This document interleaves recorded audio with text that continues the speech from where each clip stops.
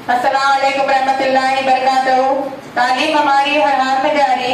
Surya Urdu primary school Nagarjuna नगर Nanded online तर्ज तालीम में जमात दुहम के तलबा व तालिबात का तहे दिल से इस्तकबाल करते हैं।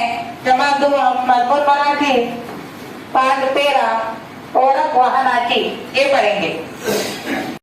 प्यारे बच्चों, मराठी की दूसरी की किताब है, सफ़ा नंबर 13, सबक नंबर 13, ओहड़क वाहनाची। चित्र काय काय दिसतात ते सांगा।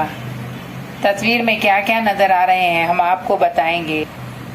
तस्वीर में है बस है, रिक्शा है, साइकिल है, कार है और इसके अलावा सिग्नल लगा हुआ है, दरख्त है, बड़ी बड़ी इमारतें हैं और छोटे पौधे हैं।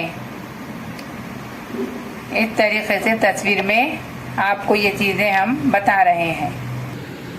प्यारे बच्चों, गो गाजर चा, गो गाजर चा, गो गाजर चा, गो गाजर चा, गो गाजर चा, घो घड़ी चा, घो घड़ी चा, घो घड़ी चा, घो घड़ी चा, घो घड़ी चा।